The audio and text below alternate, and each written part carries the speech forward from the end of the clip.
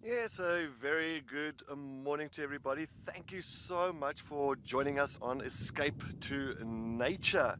And what a wonderful, wonderful morning it is here at Madikwe Game Reserve, of course, here in the northwestern area of South Africa. And well, as you can see, we are sitting at one of our main dams around this area called the Chukuru Dam. And I'm sure we are going to get a lot of exciting things coming down here for the morning because it is quite warm, and I think it is perfect for maybe some elephants or something like that to come down here this morning. Good morning, everybody. My name is Cedric, and behind the camera with me this morning is Igor. So yes, thanks for joining us on Escape to Nature. What a way to start off. As you can see, we have got a beautiful herd of elephants on the other side of the dam, already made their way towards the waterhole. Nice family, and of course in the background we've got two giraffes that's just looking on, seeing what they are busy doing. But it looks like these elephants are actually looking for a little bit of shade under that thorn tree. Maybe it is, well, as I say, it is getting a little bit warm, so maybe they might just go and have a little bit of a rest there. Or depends on the matriarch, if she wants to move or if she wants to rest. I'm not too sure as of yet. No, looks like she wants to move. I thought they might want to start resting.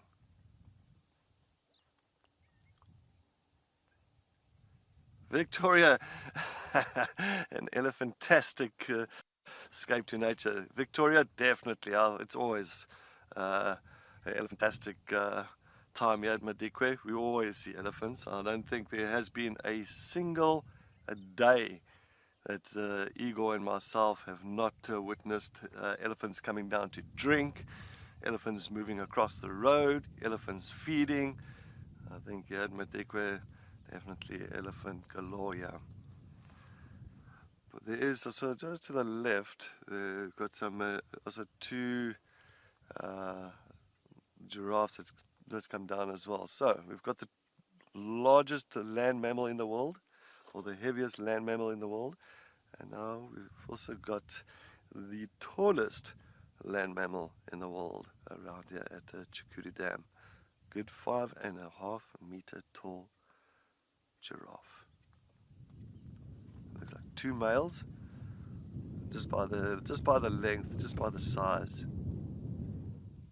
And I always say when these giraffes come down here, always play a little bit of the game. It's like, I know Ralph enjoys playing it as well. I always say, is it a spreader or is it a croucher when they come to drink? So when I'm saying a spreader, it means when they come to drink, spreader is a giraffe that will spread the front legs sideways, and a croucher will be when they actually kind of bend their knees to drink. So what do you think this one is? Igor, what do you say? What do you reckon? A croucher. You think a croucher? Okay. I think a spreader. I'll have to go once again. I don't want to do the same, so I'll say it's a spreader.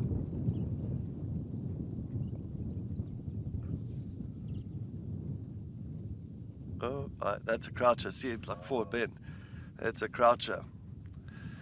So it's amazing how they actually bend their legs. Of course, it's coming down all the way down towards the water. I mean, 5.5 meters. So those giraffe, they have to unfortunately position those legs just right to get down to the water itself. And sometimes they become very tentative, but this one definitely didn't have too much of an issue coming down for that drink. We've got our ground squirrels here at the moment, and of course just foraging around here in the little grassy areas. And of course there is one that's busy digging a hole. You can see this one is really tucking itself inside of those holes, and hence the name ground squirrel, because that is pretty much where their dray is, so their home. Little burrows. Oh, and looks like maybe just trying to clean it up a little bit. But how cute is those tails? How fluffy are those tails? I think those are so amazing. And there's a couple of them has just gone into the shady area of a shepherd's tree. And looks like a little bit of playtime between them. Oh, look at that. That is so sweet. Oh, a little bit of a wrestling game going.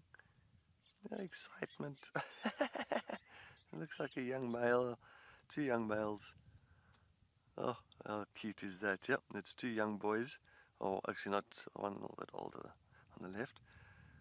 But that was a digging up and looking for little nuts and seeds that they can get to. And of course the one in the background is just doing a typical grooming session, making sure its nails are nicely trimmed. A little bit of a pedicure going on there.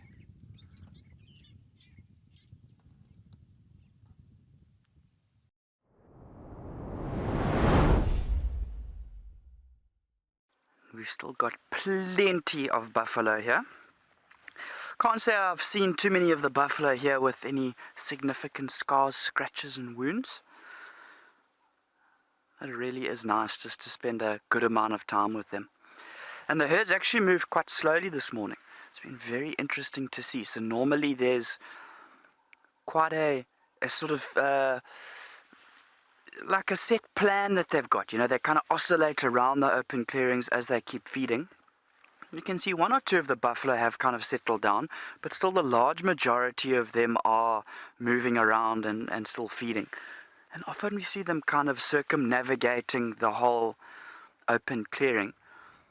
And they've really stayed relatively close to Scotia Dam here. So we're kind of just on the southeastern side of Scotia Dam. And I did actually go and position myself at one of the other mud wallows because I thought they were going to move and sort of arc from Scotia Dam towards that mud wallow, but not to be.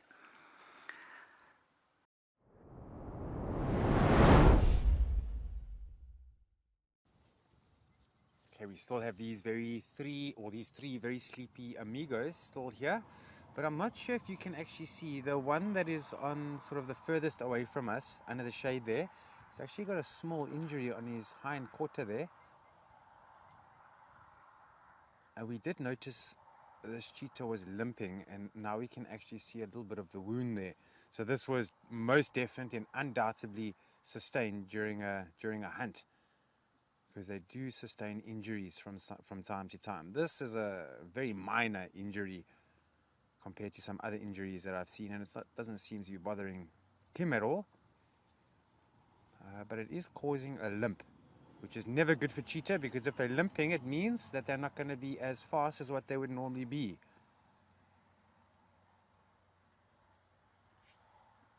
But they do heal very quickly, and this goes with most of the wildlife. As soon as there's an injury, most of the time you just leave them alone, and in no time they heal up again. Very strong, actually. Takes a lot for an animal to say, right, I'm just going to topple over and die. That's not what they're about. They want to survive as long as they can, so they can promote genetics as many times as possible before the day comes when either gets killed or dies of old age.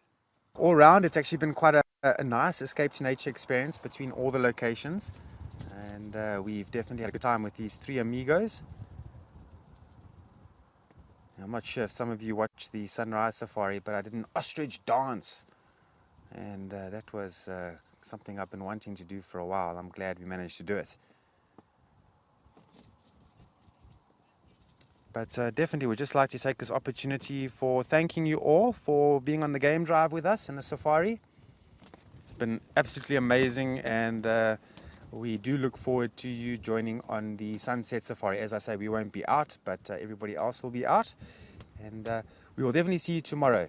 You must all have a great day, and we will see you in the bush again. Cheers, bye bye.